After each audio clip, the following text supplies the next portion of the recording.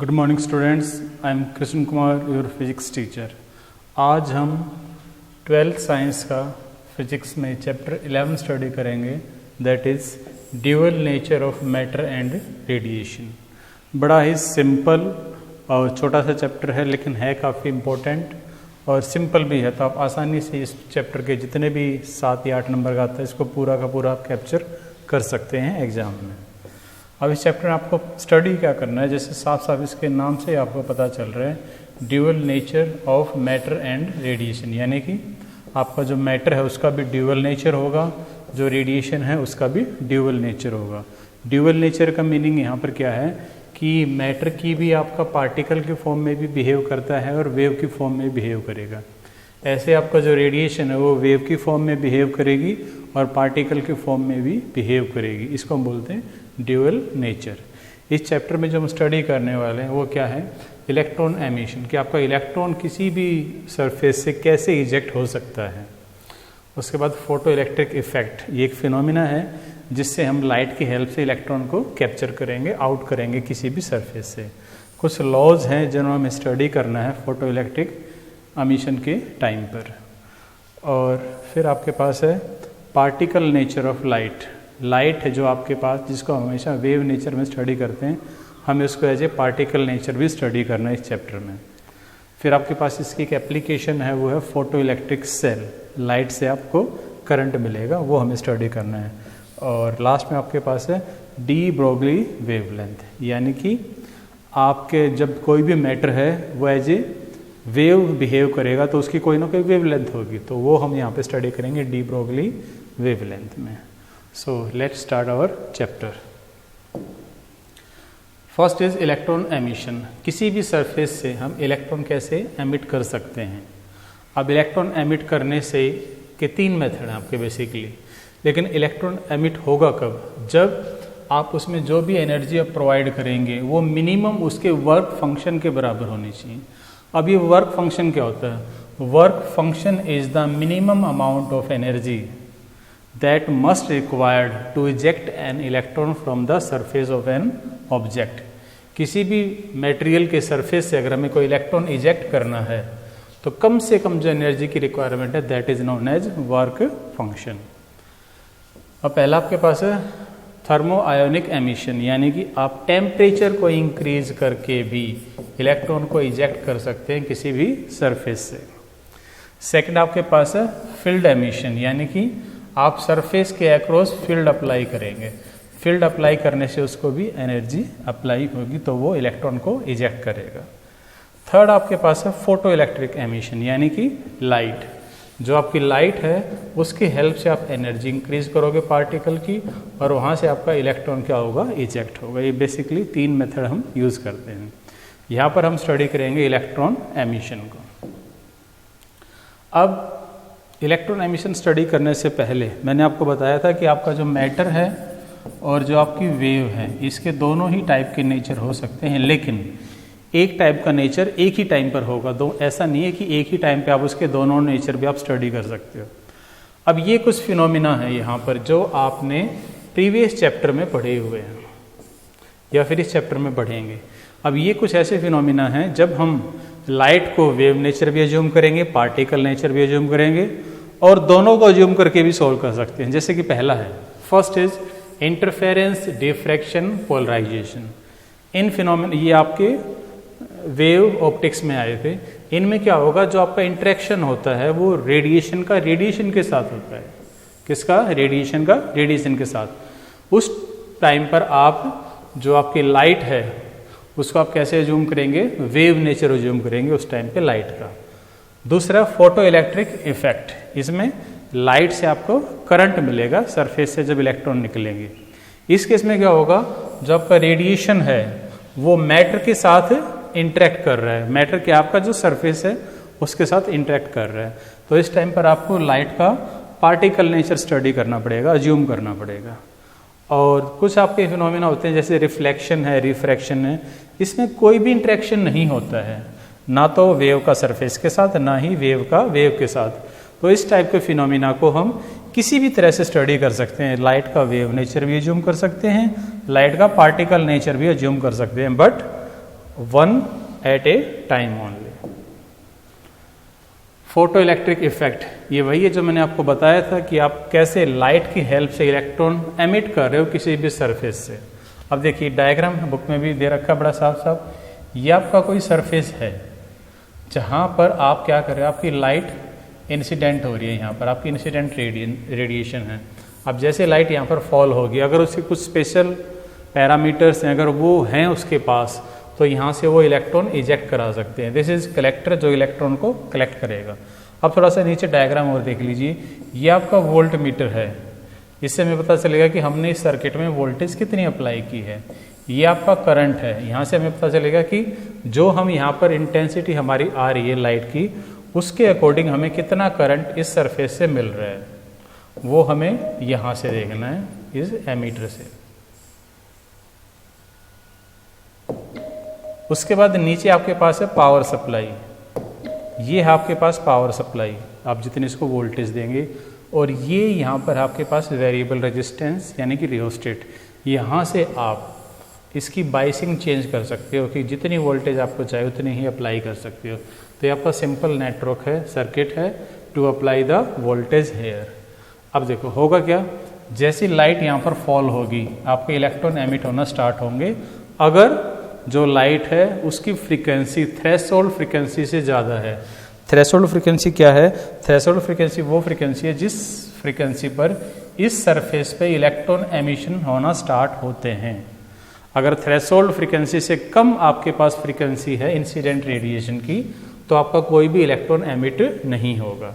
तो electron emit आपका तभी होगा जब यहाँ पर जो लाइट आएगी उसमें फ्रीक्वेंसी कम से कम भी आपकी कितनी होगी? थ्रेशोल्ड फ्रीक्वेंसी, हम उसको म्यू नोट से रिप्रेजेंट करते हैं, वो आपके पास होनी चाहिए कम से कम। अब जैसे यहाँ से इलेक्ट्रॉन एमिट होंगे, इलेक्ट्रॉन पे कैसा चार्ज होता है? नेगेटिव। अब कलेक्टर पे यहाँ पे देखिए, यहाँ पर है पॉजिटिव, कलेक्टर पे भी नेगेटिव है, ये भी नेगेटिव ये भी नेगेटिव, एक दूसरे को रिपेल करेंगे। तो रिपेल करेंगे इसका मतलब ये जो पोटेंशियल है इलेक्ट्रॉन को यहाँ पर नहीं आने देगा, लेकिन क्योंकि इलेक्ट्रॉन के पास एनर्जी है, they will try to reach here. अब क्या होगा इस टाइम पर, यहाँ पर आप वोल्टेज इंक्रीज करते रहेंगे। अब एक वोल्टेज यहाँ पर ऐसी होगी, तब इस वोल्टेज की वजह से जो एनर्जी होगी उस टाइम पर जो काइनेटिक एनर्जी ऑफ इलेक्ट्रॉन है वो सेम हो जाएगी।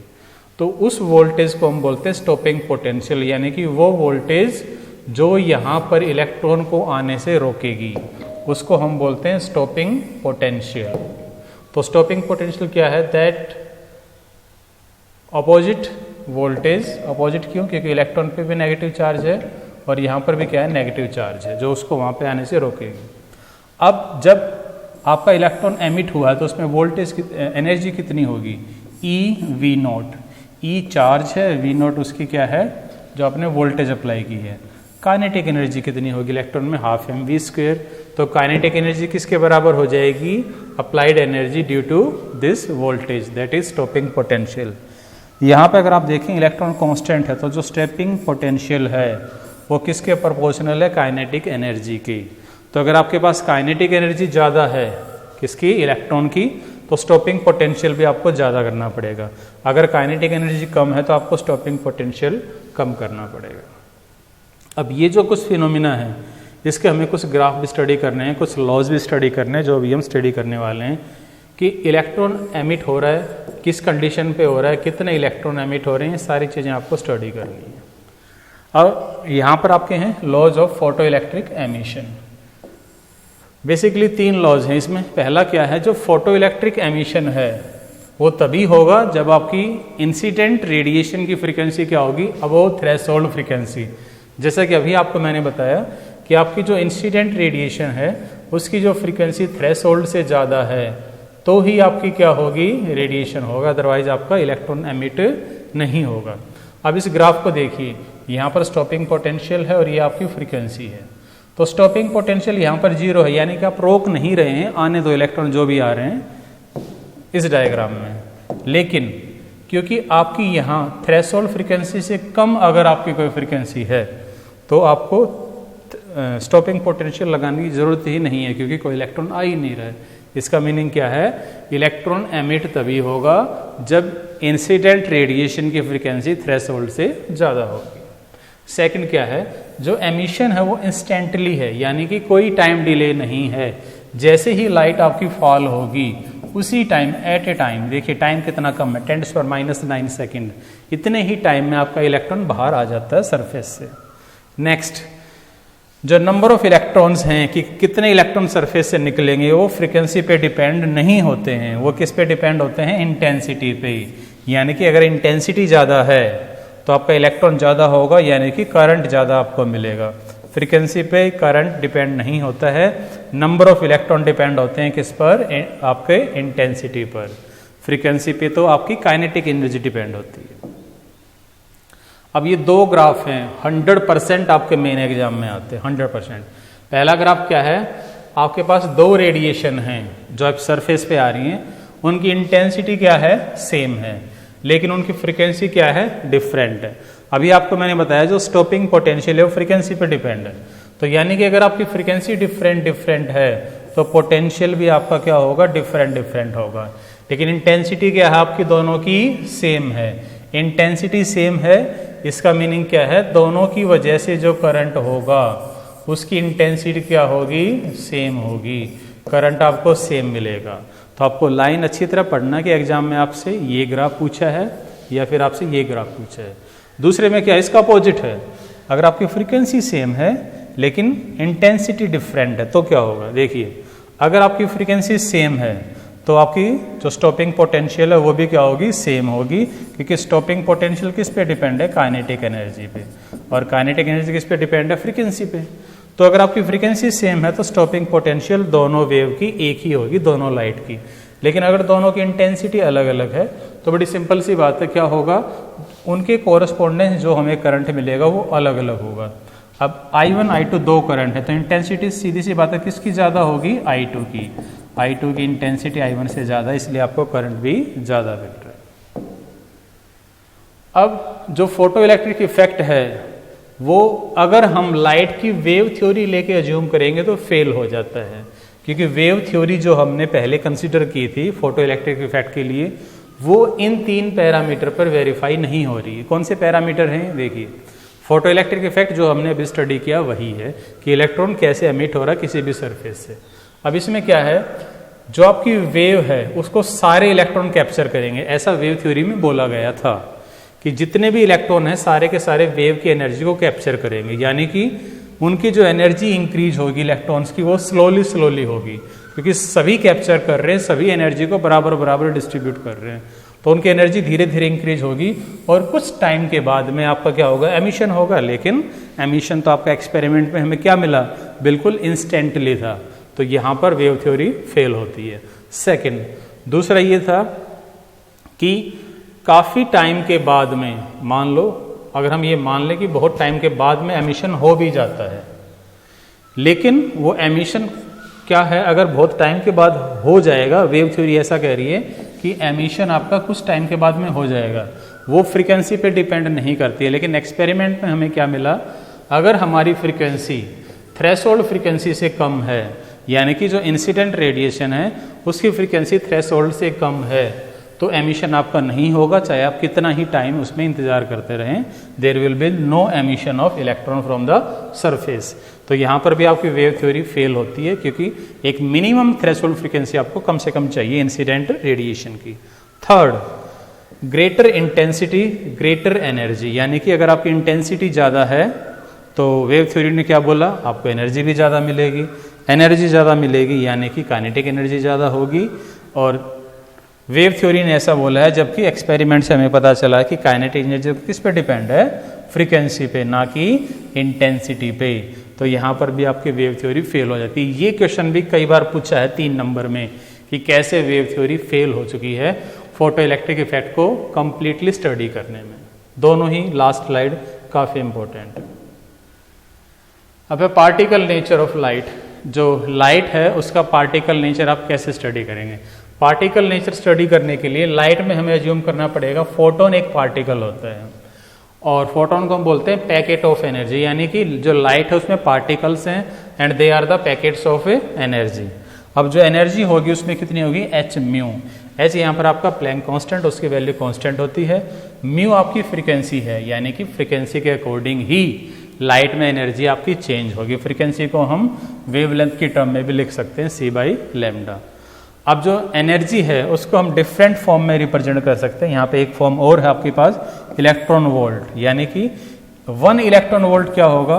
1 electron volt is that energy that is gain by an electron due to 1 volt of potential difference. किसी इलेक्ट्रॉन ने अगर एनर्जी गेन की है किसकी वजह से? 1 वोल्ट ऑफ पोटेंशियल डिफरेंस की वजह से, तब हम उसको बोलते हैं इलेक्ट्रॉन वोल्ट। तो 1 इलेक्ट्रॉन वोल्ट की ये वैल्यू है, this is the value of 1 kilo electron volt and this is the value of 1 mega electron volt. Simple mathematical है, आराम से आप कर लेंगे।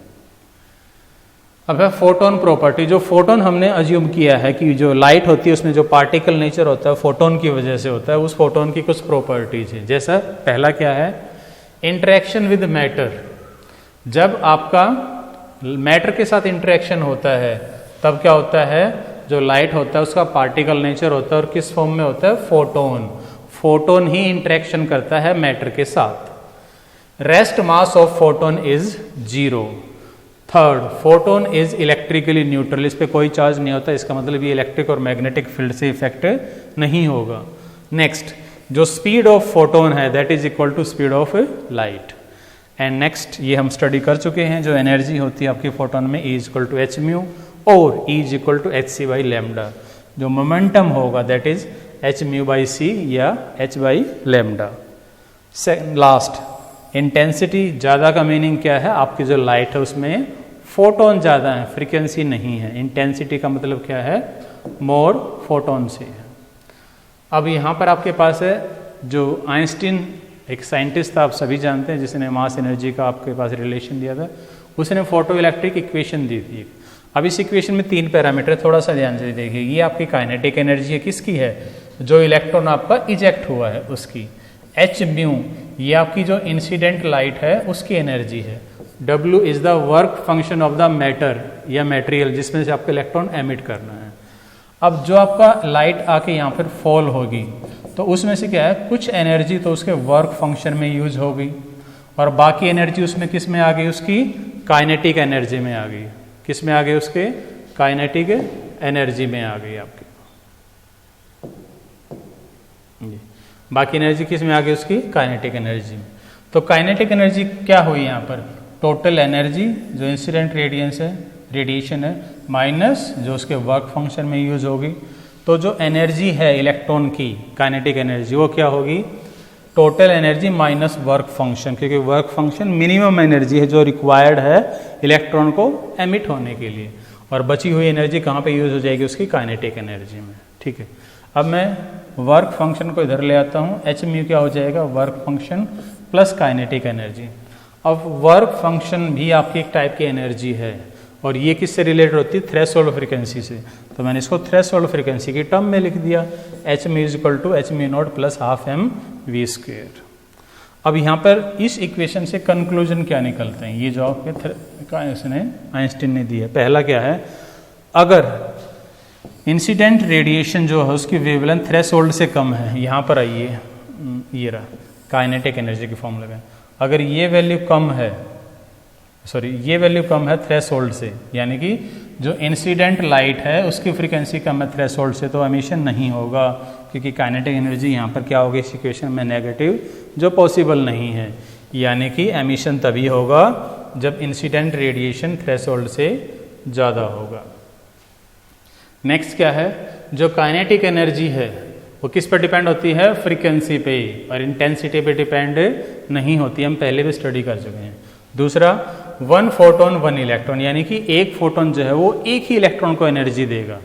तो इसका मतलब अगर आपको ज़्यादा इलेक्ट्रॉन चाहिए तो इसका मतलब आपको ज़्यादा फोटोन चाहिए, और ज़्यादा फोटोन चाहिए तो इसका मतलब आपको ज़्यादा इंटेंसिटी चाहिए।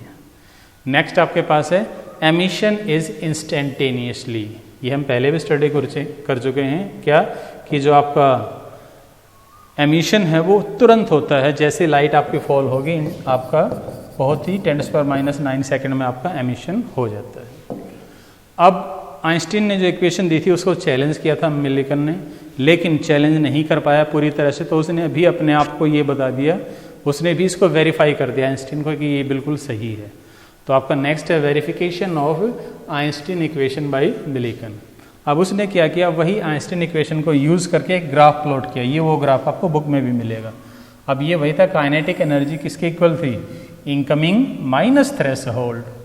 अब जो काइनेटिक एनर्जी ऑफ इलेक्ट्रॉन है वो क्या होगी, स्टॉपिंग पोटेंशियल से हम निकाल सकते हैं, वी नॉट स्टॉपिंग पोटेंशियल, उसको 4 से मल्टीप्लाई करेंगे तो एनर्जी मिल जाएगी H mu minus H me not. यहाँ से वी नॉट आपको थ्रेशोल्ड वोल्टेज या स्टॉपिंग पोटेंशियल जो आपका होगा, इलेक्ट्रॉन आपका नीचे आ जाएगा दोनों तरफ।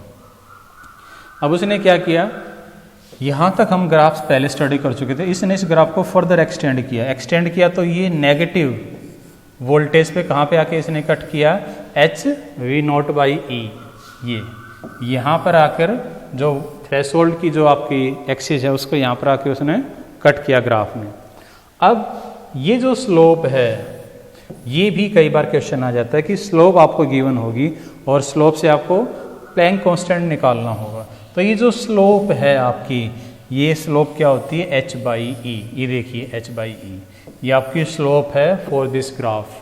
तो इस ग्राफ से अगर आप स्लोप निकालते हैं और उसको चार्ज ऑफ इलेक्ट्रॉन से मल्टीप्लाई करते हैं, you will get the plank constant. तो उसने भी क्या किया, मिलकर ने प्लैंक कांस्टेंट निकाला इस ग्राफ से, और जो ऑलमोस्ट सेम था जो हम पहले स्टडी करते हैं 6.6 × 10⁻34। इसका मतलब उसने ये वेरीफाई कर दिया। दूसरा यहाँ पर क्या वेरीफाई किया, अगर हमारी थ्रेशोल्ड फ्रीक्वेंसी और इंसिडेंट फ्रीक्वेंसी सेम है, ये देखिए अगर ये दोनों सेम हैं तो काइनेटिक एनर्जी कितनी हो जाएगी, 0। कोई भी स्टॉपिंग पोटेंशियल हमें लगाने की जरूरत नहीं पड़ेगी। अब इसी पे डिपेंड आपका है फोटो इलेक्ट्रिक सेल।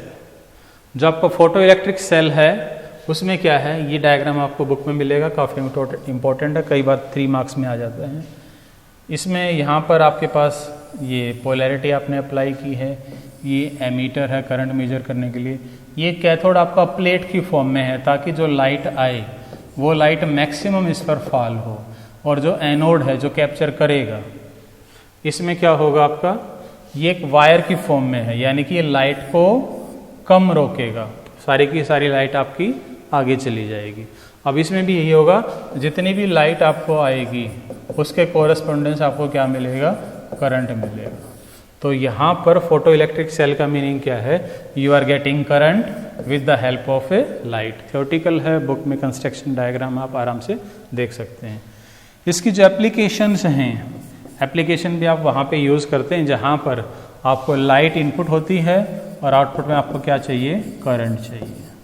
जैसे आपका टीवी की जो पिक्चर ट्यूब होती है उसमें भी हम फोटो इलेक्ट्रिक सेल यूज़ कर लेते हैं, या फिर आपके पास जो ये आपके जो ट्रांसमिशन मीडिया होते हैं, फाइबर केबल, उसमें भी लाइट को हम इलेक्ट्रिकल में कन्वर्ट करते हैं।